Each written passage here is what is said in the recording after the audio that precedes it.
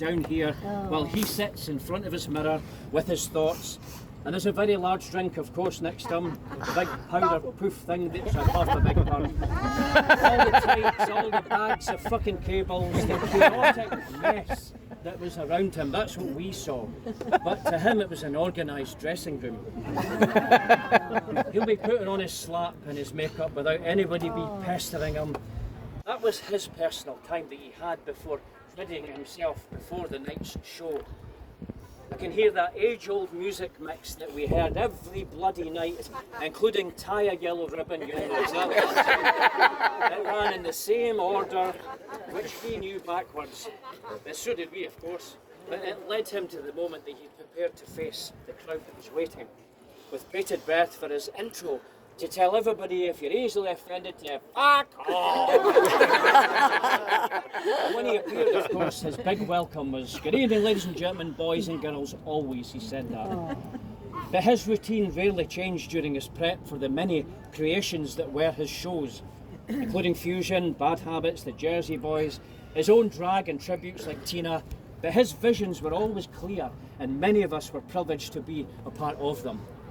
Anyhow, while he gets ready for us, we stand here today in an intimate audience, and he'd have been very proud for you all carrying on without him and remembering him and getting on with the job. As the last year has passed, we realise even more that Stevie shifted our world in quite an incredible way, and I don't actually know that he realised that a lot of the time. But we're all here together, not just to scatter his ashes, but to celebrate a man who is impossible actually to forget. He lived his life on stage, yet he was a very private man, of very much depth off stage. On stage he was larger than life, he had a brilliant voice, he held meaning in his words, his humour. He made us all laugh and could make us cry. He also could be utterly outrageous. His humour comedy was something fucking else. His jokes and comedy routines were fabulously filled with filth, with fun and political incorrectness, and he could have doubled over. You could have us laughing and splitting our sides, his super quick and sharp tongue, all with a twinkle in his eye and a warmth that you knew never meant harm.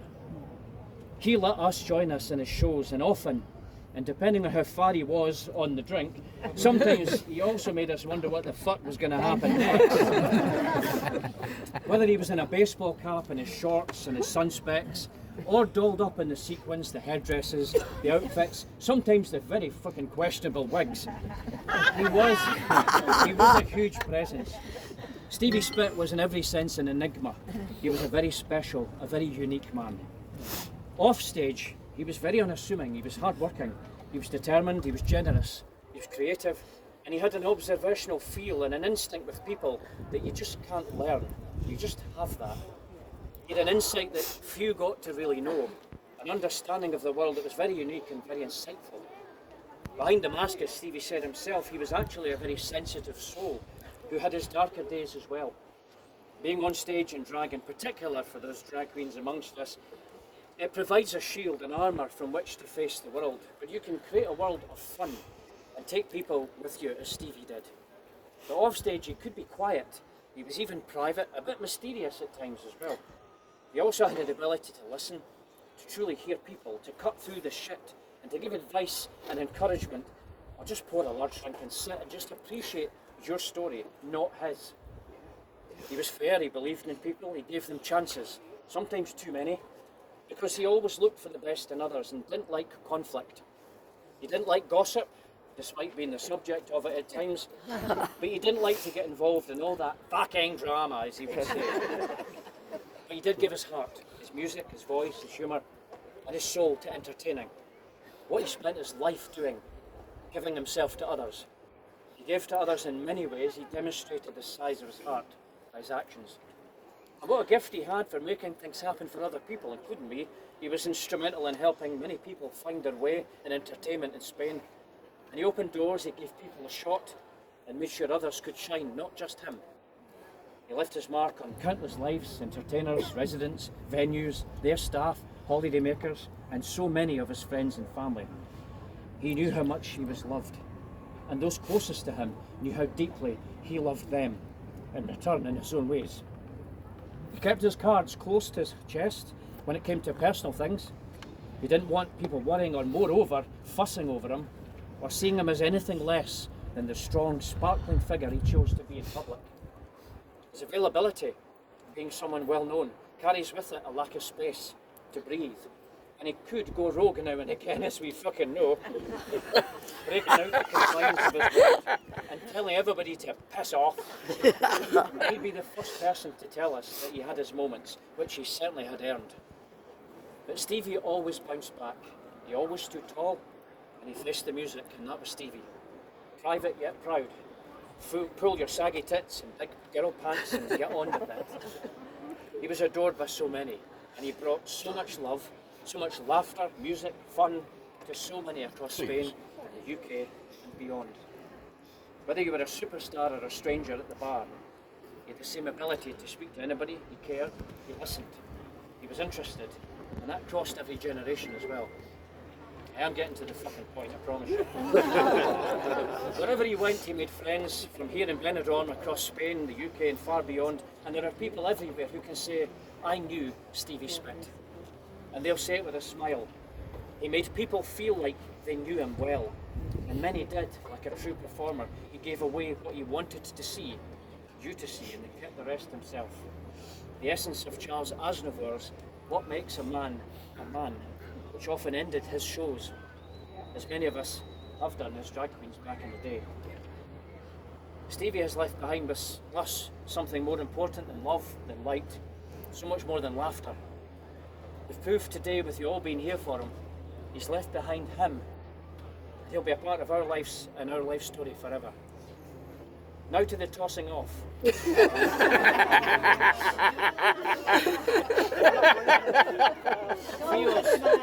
feels especially fitting that we're here in Benidorm to scatter Stevie's ashes, because he loved Benidorm. This was his escape, a place away from the stage, away from the spotlight, where he could just be Stevie. Yeah. He didn't need to be anybody but himself, and enjoy letting his hair down, with you as well of course, and everybody else, and free of the responsibilities of the stage. Benidorm was his happy place, his freedom. Stevie's probably ready to join us now, so I think we should maybe get on with him. Scattering his ashes here is more than symbolic. We're returning him to the place he loved, witnessed by friends here in the place that gave him peace. And while we hold our memories in our hearts and give thanks for the gift of having known Stevie Spit, Brian, our friend, our guilty pleasure, I can't let him go without letting him sing something meaningful before we sprinkle the sparkle back out into the world. Now, I should have said actually at the beginning, Eileen's not got a fucking clue what I'm saying, what I'm doing. None of you did actually. So with a wee bit of quiet, could you hold that for me, darling? As high as you like. I'm going to get arrested by the police. Don't put that over there. So if I can ask you with a wee bit of quiet, ladies and gentlemen, boys and girls, as he said, Stevie Spit, we're going to listen to now, while he sings How I Blew Ya. Sorry, wrong one. I'm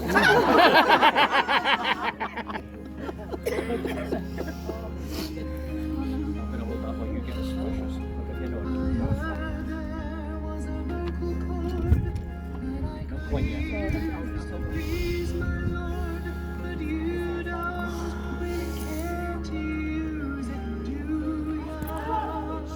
If you've never seen me before. How'd you know it's me then?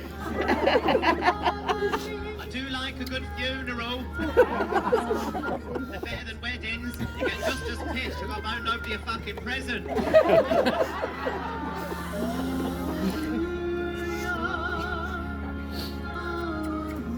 It's sort of a cross between a social club and Harold Shipman's fucking waiting room here this evening.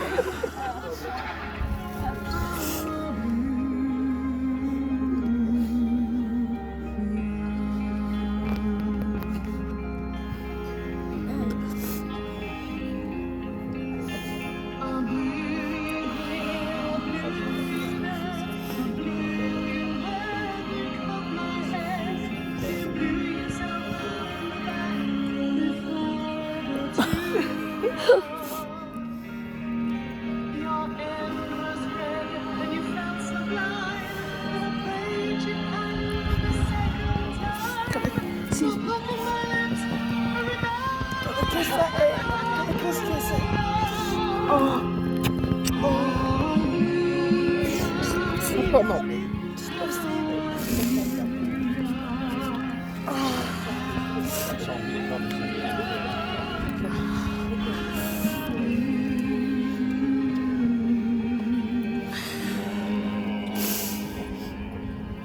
We can't leave him on that one, can we? So. No.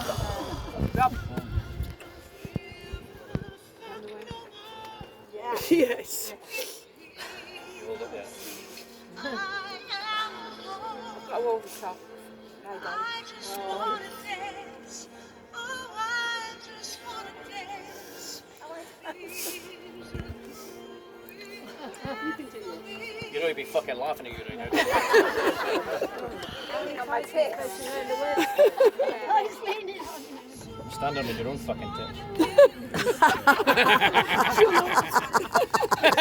How did you freaking look now, man?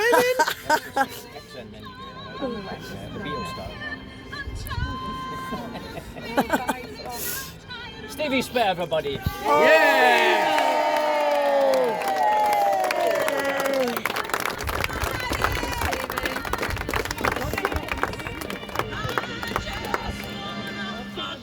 Right, off you go. Come!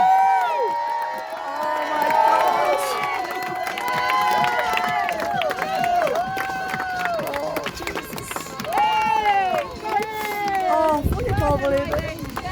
Oh, glimmers. I didn't know they were sad. Okay, where's those doors? Window tape. That's it, get it all over my head. I never wash my hair for a month. Arlene, you're the best.